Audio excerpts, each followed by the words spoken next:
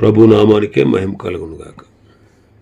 కూడి వచ్చిన మీ అందరికీ, కర్మిల ఆత్మీయ సహవాస సంఘ విశ్వాసులందరికీ మన ప్రభువును ఆయన ప్రియ కుమారుడునైన యేసుక్రీస్తు వారి శ్రేష్టమైన నామలో శుభములు మరియు అందరికీ వందనాలండి. దానియేలు గ్రంథం 5వ అధ్యాయాన్ని మనం ధ్యానం చేసుకుందాం. దానియేలు గ్రంథం 5వ అధ్యాయం. ఇందులో ముఖ్యాంశం ఏంటంటే, బెల్షజరు అనే రాజు విందు చేసుకోవడం, ఆ దినముననే బబులోను రాజ్యం యొక్క పతనం. ఈ రెండు విషయాలు మనం చూడవచ్చు. బెల్షజరు చేసిన దేవదూషణ మొదటి 4 వచనాల్లో మనం చూస్తాం. 5వ వచనం నుంచి 9వ వచనం వరకు గోడ మీద రాత కనబడడం,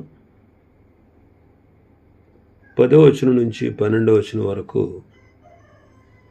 పెద్ద రాణి ఇచ్చిన సాక్ష్యం,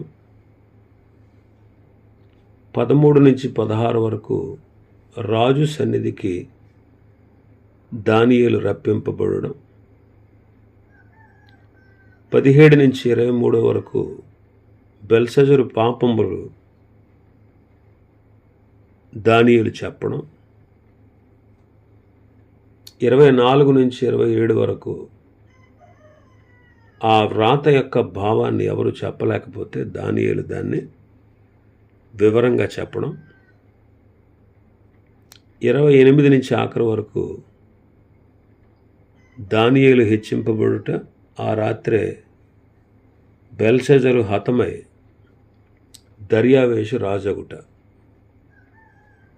ఈ అధ్యాయంలో రాయబడినటువంటి విషయాలు.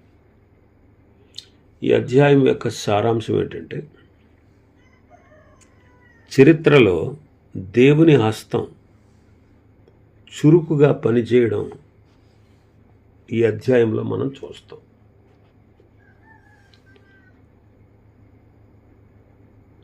ఇర్మియా గ్రంథం 27వ అధ్యాయం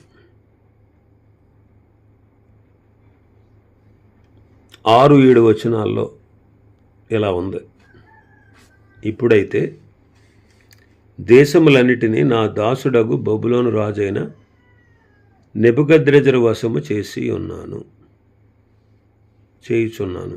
అతనిని సేవించుటకై భూజంతువులను కూడా అతని వశము చేయుచున్నాను. అతని స్వదేశమునకు కాలము వచ్చు వరకు సమస్త జనులు అతనికిని, అతని కుమారునికిని, అతని కుమారుని కుమారునికి దాసులై ఉందురు. ఈ ప్రవచన ప్రకారంగా నెబుకద్నెజరు అనంతరం అతని కుమారుడైన ఎవీల్-మెరోదకు ద్వారా కొంతకాలం పరిపాలన జరిగింది. ఇర్మియా గ్రంథం 52వ అధ్యాయంలో మనం చూస్తాం. 31వ వచనం, యోధా రాజైన యెహోయాకీము చెరపట్టబడిన 37వ సంవత్సరమున 12వ నెల 25వ దినమున బబులోను రాజైన ఎవీల్-మెరోదకు తన ఏలుబడి యందు మొదటి సంవత్సరమున యోధా రాజైన యెహోయాకీనునకు దయచూపి బందీ గృహంలో నుండి అతన్ని రప్పించాడు. రాజుల 2వ గ్రంథం 25వ అధ్యాయం 27వ వచనం నుంచి కూడా ఇవే మాటలు ఉంటాయి. ఆ తర్వాత ఎవీల్-మెరోదకు తర్వాత అతని మనుమడు అంటే కుమారుడు ద్వారా బబులోను పరిపాలించబడింది. ఆ తర్వాత అతని మరో అల్లుడు నెబోనిడస్ దానిని చేజిక్కించుకొని అతని మనవడైనటువంటి బెల్షజరుతో కలిసి పరిపాలించాడు. దానియేలు 5వ అధ్యాయంలోని సంఘటన మనం చూస్తే ఆ సంఘటన జరిగిన సమయంలో నెబోనిడస్ యుద్ధ రంగంలో ఉన్నాడు. ఒకవైపు శత్రు సైన్యం మాదీయులు బబులోను చుట్టుముట్టి ఉన్నప్పుడు బెల్షజరు ఇక్కడ విందులో మునిగి తేలుతూ ఉన్నాడు.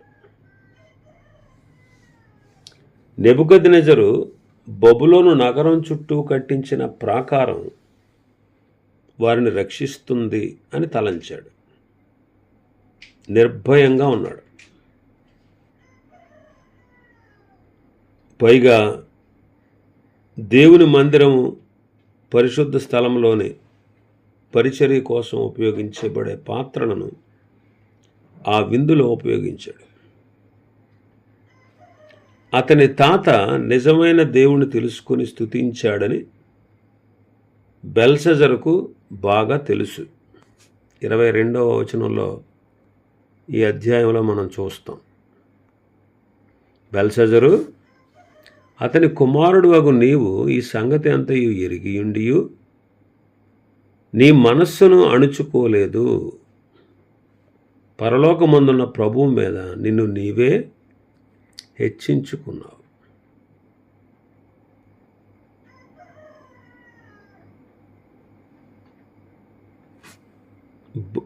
అతని తాత దేవుని స్తుతించాడని తెలుసు. దేవుని స్తుతించాడని తెలుసు. కానీ అదంతా ఎరిగి ఉండి అంటున్నాడు ఇక్కడ 22వ వచనంలో. అదంతా అతనికి తెలుసు, అయినా సరే దేవుణ్ణి అవమానపరిచాడు. వారు బంగారము, వెండి, ఇత్తడి, ఇనుము, కర్ర, రాళ్లతో చేయబడిన దేవతలను స్తుతించారు. దేవుడు అతనికి గోడపైన ఒక రాత రాయడం ద్వారా బుద్ధి చెప్పాడు. ఆ రాత్రే కల్దీయుల చరిత్రలో చివరి రాత్రి. బంగారు శిరస్సుకు పోల్చబడిన బబులోను సామ్రాజ్యం ఆ రాత్రితో అంతమైంది. అక్కడి నుంచి మాదీయుల పరిపాలన ప్రారంభమైంది.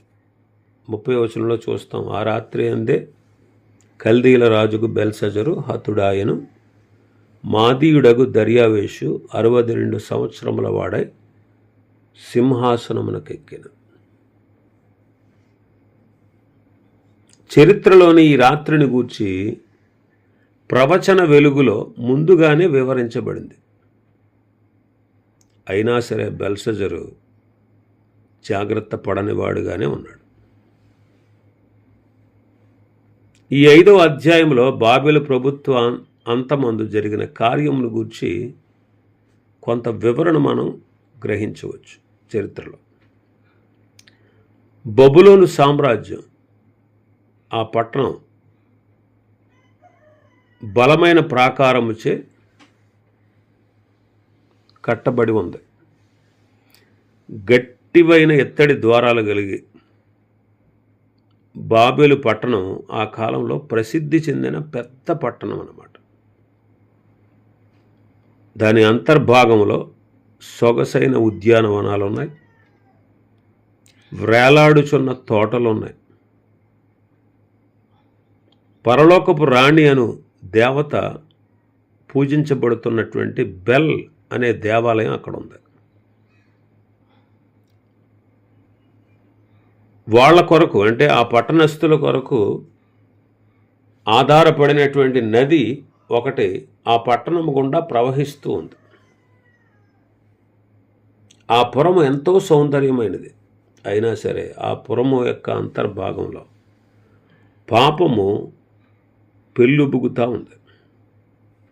ప్రతి విధమైనటువంటి పాపము ఆ పట్టణంలో జరుగుతూ ఉంది.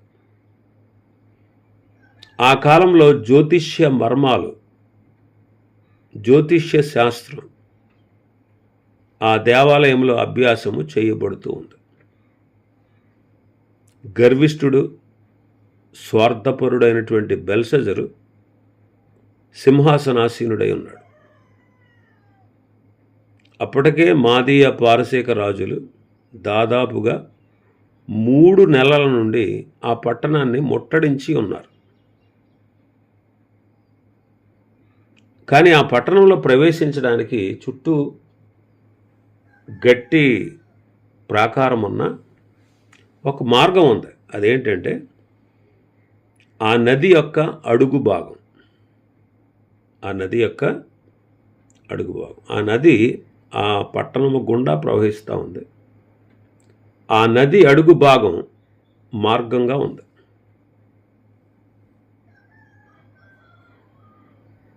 కాబట్టి ఈ బెల్షజర్, ఈ దర్యావేషు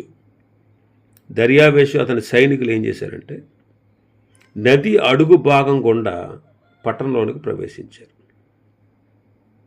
బబులోను రాజ్యం యొక్క చివరి రాత్రి వచ్చింది. అది క్రీస్తు పూర్వం 536వ సంవత్సరం. దేవుడు మానవుల అధికారము ఎలా జరుగుతుందో కళ ద్వారా నెబుకద్నెజరుకు తెలియజేసిన సంగతి. అందులో బ్రహ్మాండమైన ప్రతిమ యొక్క శిరస్సు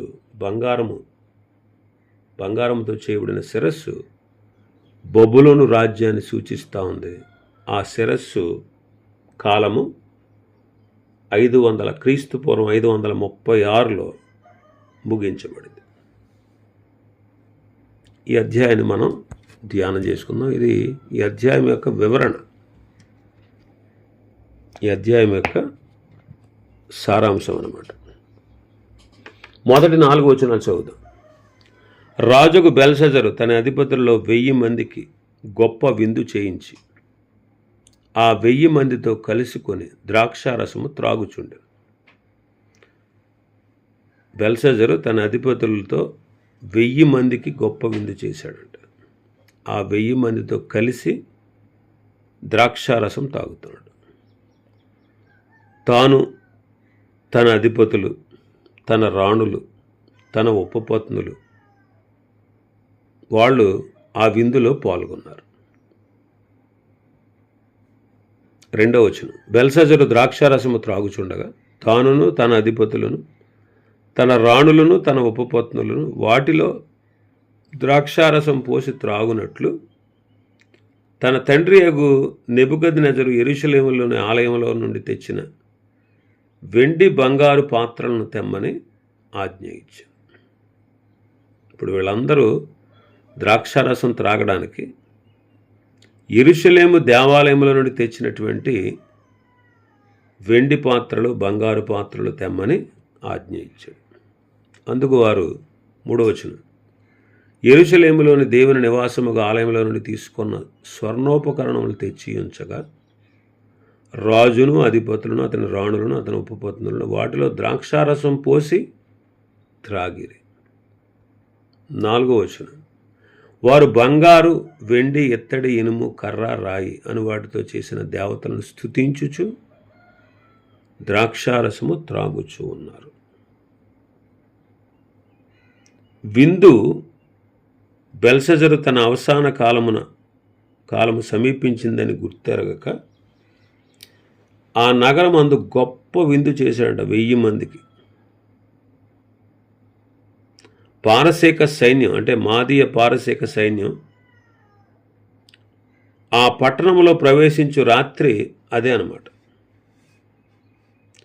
ఆ విందులో వాళ్ళ యొక్క పాపము మితిమీరిపోయింది. వాళ్ళ అమితమైన కామంతో, దేవునికి విరోధమైనటువంటి దోషణకరమైన కార్యములతో ఆ విందు చేసుకుంటూ ఉన్నారు. ఎందుకంటే వాళ్ళ దేవతలు గొప్పవి అని భావించి దేవుని ఆలయంలో నుండి నెబుకద్నెజరు తీసుకొచ్చి జాగ్రత్తపరిచినటువంటి ఆ మందిర ఉపకరణాలను వాటిలో ద్రాక్షారసం పోసి త్రాగేటట్లు రాజు, అధిపతులు, రాణులు, ఉపపత్నులు దానిలో ద్రాక్షారసం పోసి త్రాగేటట్లు నెబుకద్నెజరు యెరూషలేములోని ఆలయం నుండి తెచ్చిన స్వర్ణోపకరణాలు తీసుకొచ్చాడు. అప్పుడు ఆ అధిపతులు, ఆ రాణులు, ఉపపత్నులు వాటిలో ద్రాక్షారసం పోసి త్రాగుచు వారు దేవతలను స్తుతిస్తూ బంగారముతో, వెండితో, ఇత్తడితో, ఇనుముతో కర్రతో రాయితో చేసిన వాటిని స్తుతిస్తూ ద్రాక్షారసం త్రాగుతూ ఉన్నారు. దుర్మార్గుడైనటువంటి బెల్షజరు నీతి తప్పిన ఈ విగ్రహారాధన సంబంధమైన విందులో పాల్గొనుటకు వాళ్ళు పరిశుద్ధమైన ఆరాధన నిమిత్తం ప్రత్యేకించిన ఉపకరణాలను ఉపయోగించారు. అంటే వాడి గర్వం ఏంటి? నిజ దేవుని యొక్క ఆలయంలో ఉన్నటువంటి ఉపకరణాలు తీసుకొచ్చి చేయించాడంటే ఆ దేవుణ్ణి వాడు అవమానపరిచాడు. వాడికి తెలుసు ఆయన గొప్పవాడని, తన తాత ఆయన్ని సేవించాడని, ఆయన స్తుతించాడనే విషయం వీడికి తెలుసు. కానీ పరలోకపు దేవునికి విరుద్ధంగా వాడు ఈ పని చేశాడు. అప్పుడు 5వ వచనం నుంచి 9వ వచనం వరకు చూస్తే గోడ మీద రాయబడిన రాత కనబడింది. 5వ వచనం, ఆ గడియలోనే మానవ హస్తపు వేళ్లు కనబడి దీపము దగ్గర రాజు యొక్క నగరు గోడ పూత మీద ఏదో ఒక రాత రాయుచున్నట్టుండెను. రాజు ఆ హస్తము రాయుట చూడగా అతని ముఖము వికారమైనది. అతడు మనస్సునందు కలవరపడగా అతని నడుము కీళ్ళు సడలిపోయి అతని మోకాళ్ళు గడగడ వణుకుచు కొట్టుకొనుచూ ఉన్నాయి.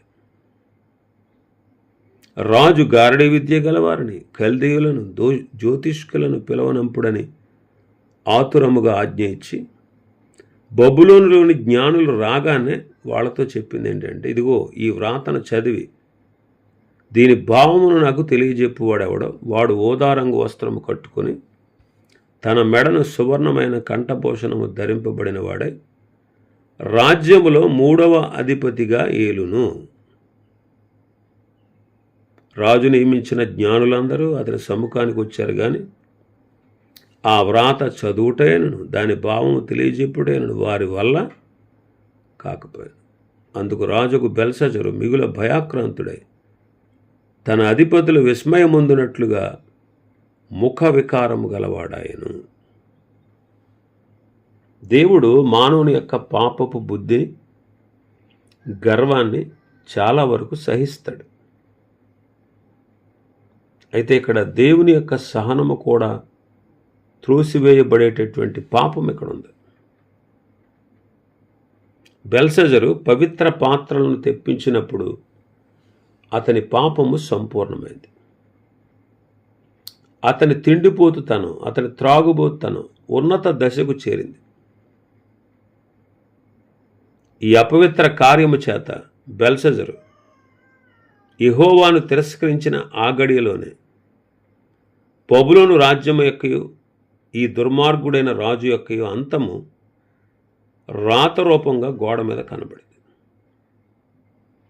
మానవ హస్తపు వేళ్లు కనబడి ఆ వ్రాత రాశాయి. ఆ వ్రాత ఏంటి అంటే,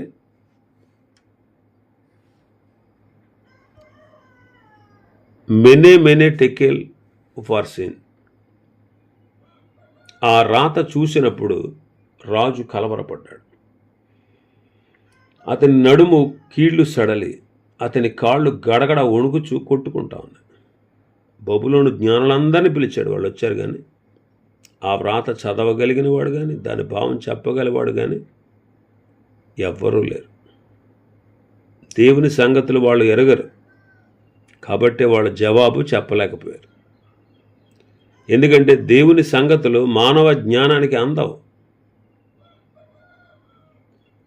జ్ఞానులను చంపేస్తానని చెప్పిన, బహుమానం ఇస్తానని ఆశపెట్టిన ఆ జ్ఞానులు కూడా ఏమీ వారి వల్ల ఏ ప్రయోజనం లేకుండా పోయింది. ఇలాంటి వారు అప్పుడెంత పనికి మాలినోళ్ళో, అప్పుడెంత పనికి రాకుండా పోయారో ఇప్పుడు అంతే. ఇలాంటి వాళ్ళందరూ కూడా. అందుకు రాజు, అధిపతులు మరింత భయపడ్డారు. బెల్షజరు మిగుల భయాక్రాంతుడై ముఖం వికారం గలవాడాడు. ఆ తర్వాత 10వ వచనం నుంచి మనం చూస్తే 12వ వచనం వరకు పెద్దరాణి ఇచ్చినటువంటి సాక్ష్యం మనం చూస్తాం. రాజునకును అతని అధిపతులకు జరిగిన సంగతి రాణి తెలుసుకొని విందు గృహమునకు వచ్చి ఇట్లనను, రాజు చిరకాలము జీవించునుగాక, నీ తలంపులు నిన్ను కలవరపరచనీయకము, నీ మనస్సు నిబ్బరముగా ఉండనిమ్ము. నీ రాజ్యములో ఒక మనుష్యుడున్నాడు, అతడు పరిశుద్ధ దేవతల ఆత్మ గలవాడు. నీ తండ్రి కాలంలో అతడు దైవ జ్ఞానము వంటి జ్ఞానము, బుద్ధి, తెలివి గలవాడయుండుట నీ తండ్రి కనుగొనను గనుక నీ తండ్రి అయిన రాజుకు నెబుకద్నెజరు శకురగాండ్రకు, గారడి విద్య గలవారికి, కల్దీయులకు, జ్యోతిష్కులకు పై అధిపతిగా అతన్ని నియమించాడు. ఈ దానియేలు శ్రేష్టమైన బుద్ధి గలవాడే, కలలు తెలియజేయుటకును, మర్మములు బయలుపరచుటకును, కఠినమైన ప్రశ్నలకు ఉత్తరమిచ్చుటకును జ్ఞానము తెలివి గలవాడుగా కనబడిన గనుక ఆ రాజు అతనికి బెల్తషాజరు పేరు పెట్టెను. ఈ దానియేలును పిలవనంపుము, అతడు దీని భావము నీకు తెలియజెప్పు. రాజుకు అతని అధిపతులకు జరిగిన సంగతి రాణి తెలుసుకుని విందు గృహానికి వచ్చింది. విందు గృహశాలకు వచ్చింది అంటే ఆమె ఆ విందులో పాల్గొనలేదన్నమాట. ఆమె బహుశా బెల్షజరు యొక్క తల్లి కానీ లేకపోతే అవ్వ కానీ అయి ఉండొచ్చు. ఆమె ఆ విందులో లేదు. ఆమె దేవుడు నెబుకద్నెజరుకు చేసిన దానిని బాగుగా ఎరిగి ఉంది. నెబుకద్నెజరు వల్లే ఆమె కూడా ఆ దేవుని యందు నమ్మిక కలిగి ఉండవచ్చు. అందుకే ఆమె ఆ విందులో పాల్గొనలేదు.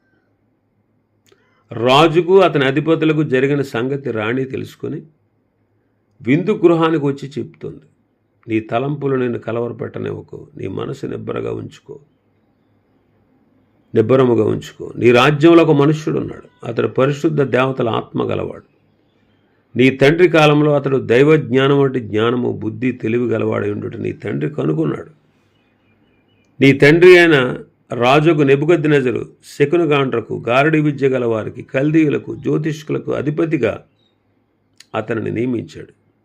అతి శ్రేష్టమైన బుద్ధి కలిగిన వాడు ఈ దానియేలు. కలలు తెలియజేయడానికి, మర్మాలు బయలుపరచడానికి, కఠినమైన ప్రశ్నలకు ఉత్తరం ఇవ్వడానికి జ్ఞానము, తెలివి గలవాడుగా కనబడ్డాడు. అందుకే మీ తండ్రి అతనికి బెల్తషాజరు అని పేరు పెట్టాడు. ఆ దానియేలుని పిలిపించు. నెబుకద్నెజరు కాలంలో జరిగినటువంటి దాన్ని బాగుగా ఎరిగి ఉన్నది ఈ రాజు యొక్క తల్లి నిటోక్రిస్ అన్నమాట ఆమె పేరు. ఆ విందుశాలలోకి వచ్చి జ్ఞానులు కూడా చెప్పశక్యము కానీ ఆ వ్రాత యొక్క అర్థము చెప్పగలిగిన వాడు ఒకడున్నాడు అని తన కుమారుడికి తిప్పాడు. అప్పటికి దాదాపుగా ఆమెకు 65 సంవత్సరాలు. రాజకార్యాల్లో ప్రవేశించకుండా చాలా మట్టుకు మరుగుబడినటువంటి వృద్ధురాలుగా ఉంది. దానియేలు నెబుకద్నెజరు కాలమందు ఇలాంటి మర్మములను విశదీకరించిన వాడని చెప్పి అతన్ని పిలిపించమని బెల్షజరును ప్రోత్సాహపరిచింది. దానియేలు యొక్క బుద్ధి, దానియేలు యొక్క భక్తి, దానియేలు యొక్క జ్ఞానము ఆ పెద్ద రాణికి తెలుసు. ఈనాడు మన జ్ఞానం, మన భక్తి ఎంతమందికి తెలుసు? మన ప్రాంతంలో ఉన్నటువంటి అధిపతులు, అధికారులు మనం భక్తులమని గుర్తించగలుగుతున్నారా? యోసేపును గూర్చి ఐగుప్తు రాజైన ఫరో తన సేవకులతో, ఇతని వలె దేవుని ఆత్మ కలిగిన మనుష్యుని మనం కనుగొనగలమా అన్నాడు. యోసేపుతో అంటాడు ఆ రాజు, దేవుడు ఇదంతా నీకు తెలియజేశాడు గనక నీవలే జ్ఞాన వివేకం గలవారు ఎవ్వరూ లేరు అని చెప్పాడు. ఆదికాండం 41లో 38-39 వచనాల్లో చూస్తాం. పూర్వకాలంలో దైవభక్తులు రాజుల దృష్టిలో ఎంతో విలువైన వారుగా ఉన్నారు. ఎంతో ఘనత వారికి ఉంది. లుదియా పౌలు శీలలతో, ప్రభువునందు నేను విశ్వాసము గలదానని మీరు ఎంచితే నా ఇంటికి వచ్చి ఉండుడని వారిని బలవంతం చేసింది. మరి అపోస్తలులు ఆమె విశ్వాసాన్ని చూచి ఆమె ఇంటికి వెళ్ళారు. లుదియా యొక్క విశ్వాసం దైవజనులకు అర్థమైంది. తెస్సలోనికేయులకు సంఘస్థుల యొక్క విశ్వాసము ప్రతి స్థలమందు వెల్లడైంది. రోమాలో ఉన్న వారి యొక్క విశ్వాసము సర్వలోకమునకు ప్రచురం చేయబడింది. అపోస్తలుల కార్యములు 16-15 చదవండి. తెస్సలోనికేయులకు రాసిన మొదటి పత్రిక 1వ అధ్యాయం 6-8 వరకు చదవండి. రోమా పత్రిక 1:8 చదవండి. మరి మన విశ్వాసం మన ప్రాంతంలో ఎంతవరకు వెల్లడైంది? ఎంతమంది తెలుసుకున్నారు? కాబట్టి పరిశీలన చేసుకుని విశ్వాస జీవితంలో అంతకంతకు అభివృద్ధి పొందడం అనేది దీవెనకరం.